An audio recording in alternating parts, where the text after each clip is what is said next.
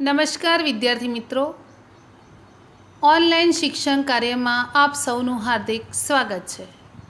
आज हम हिंदी व्याकरण में उपसर्ग के बारे में पढ़ेंगे। उपसर्ग किसे कहते हैं, उपसर्ग की क्या विशेषता है और अगर उपसर्ग किसी शब्द के साथ जुड़ जाता है तो उसके अर्थ में क्या बदलाव आता है वह हम जानेंगे।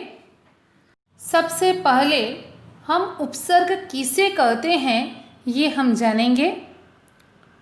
संस्कृत एवं संस्कृत से उत्पन्न भाषाओं में उस शब्दांश या अव्यय को उपसर्ग कहते हैं जो किसी शब्द के आरंभ में जुड़कर उसके अर्थ में यानी मूल शब्द के अर्थ में विशेषता ला दे या उसका अर्थ ही बदल दे। अर्थात शब्दांश और अव्यय कौन से होते हैं? जो शब्द का एक अंश भाग होता है और अव्यय कहा जाता है वह किसी भी परिस्थिति में नहीं बदला जा सकता, यानी अव्यय जो लिंग, वचन और काल में नहीं बदला जा सकता। ऐसा शब्दांश या अव्यय जो शब्द के आगे जुड़कर उसके अर्थ को बदल देता है उसको उपसर्ग कहते हैं। उपसर्ग के बारे में कुछ और जानते हैं। यह दो शब्दों उप और सर्ग के योग से बनता है। उप का अर्थ समीप, निकट या पास में है। सर्ग का अर्थ है सृष्टि करना अर्थात निर्माण करना। उपसर्ग का अर्थ है पास में बैठाकर दूसरा नया अर्थ वाला शब्द बनाना। यह हम उदाहरण के द्वारा जानेंगे। हार एक शब्द है जिसका अर्थ होता है पराजय। हार शब्द के आगे विभिन्न उपसर्ग जोड़ने से विभिन्न अर्थ प्रकट करता है। जैसे हार शब्द के आगे आ उपसर्ग लगने से उसका अर्थ हुआ आहार, आहार यानी भोजन। उसी प्रकार हार शब्द के आगे प्र उपसर्ग लगने से उसका अर्थ बना प्रहार, यानी किसी को नुकसान करना। तो यहाँ पर आपने देखा कि एक ही शब्द में जब अलग अलग उपसर्ग जोड़े जाते हैं तो उसके अर्थ कितने बदल जाते हैं। उसी तरह से उपसर्ग जो है वह शब्द के आगे यानी प्रारंभ में जुड़कर अर्थ को बदल देते हैं। उपसर्ग की तीन विशेषताएं कही जाती हैं।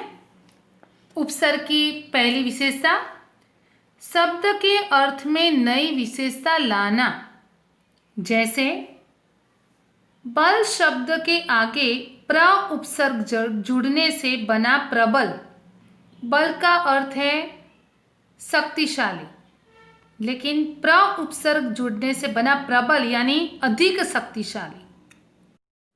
उसी प्रकार शासन शब्द के आगे अनु उपसर्ग जुड़ने से अर्थ बना अनुशासन। शासन का अर्थ है शासन, लेकिन अनुशासन का अर्थ हो गया शिस्त। अब उपसर्ग की दूसरी विशेषता शब्द के अर्थ को उलट देना। जैसे सत्य शब्द के आगे अ उपसर्ग जुड़ने से अर्थ हो गया असत्य, यानी सत्य का अर्थ उलट गया, यानी उसका अर्थ क्या हो गया असत्य। उसी प्रकार यश शब्द का अर्थ है कीर्ति, लेकिन अगर उसके आगे अप उपसर्ग जुड़ने से उसका अर्थ हो गया अपयश यानी अपकीर्ति। इसी प्रकार उपसर्ग की तीसरी विशेषता शब्द के अर्थ में कोई खास परिवर्तन न करके मूलार्थ के इर्द गिर्द अर्थ प्रदान करना। जैसे शुद्ध शब्द के आगे वि उपसर्ग जुड़ने से हुआ शब्द विशुद्ध। उसी प्रकार भ्रमण शब्द के आगे परि उपसर्ग जुड़ने से हो गया परिभ्रमण, यानी भ्रमण तो उसका अर्थ है ही, लेकिन परिभ्रमण यानी मूलार्थ के इर्द गिर्द अर्थ आता है। हिंदी में 3 प्रकार के उपसर्ग होते हैं। पहला तत्सम उपसर्ग, दूसरा तद्भव उपसर्ग और तीसरा आगत यानी विदेशी उपसर्ग। उपसर्ग का पहला प्रकार तत्सम उपसर्ग। ये उपसर्ग संस्कृत से आए हैं। ये केवल तत्सम शब्दों में ही लगते हैं। कुछ प्रचलित तत्सम उपसर्ग नीचे सोदाहरण दिए गए हैं। उपसर्ग, शब्द और उदाहरण। अति उपसर्ग, शब्द अधिक और उदाहरण। अतिरिक्त यानी रिक्त के आगे अति उपसर्ग जुड़ा है तो क्या हुआ? अतिरिक्त।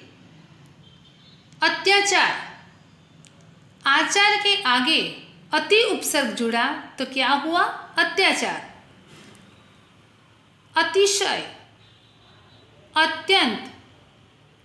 उसी प्रकार से दूसरा उपसर्ग अधि, शब्द है श्रेष्ठ, ऊपर। उदाहरण अधिकार, अध्यादेश, अधिकृत, अधिश, अधिशुल्क। यहाँ पर इन सभी शब्दों के आगे अधि उपसर्ग जुड़ा हुआ है और ये तत्सम उपसर्ग बने हैं। तीसरा उपसर्ग अनु, शब्द है पीछे, गौण, बाद में आने वाला। उदाहरण अनुचर यानी चर के आगे अनु उपसर्ग जुड़ा तो क्या हुआ? अनुचर। राग के आगे अनु उपसर्ग जुड़ा है तो उदाहरण क्या बना? अनुराग। कुल के आगे अनु उपसर्ग जुड़ा तो क्या बना? अनुकूल। अनुशासन, अनुकंपा, अनुमान। अप उपसर्ग, शब्द है बुराहीन। अपयश, यश के आगे अप उपसर्ग जुड़ा तो क्या हुआ? अपयश बना।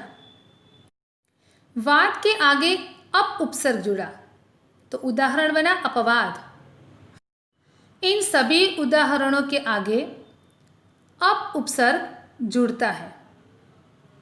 अब अभि उपसर्ग, शब्द है सामने और।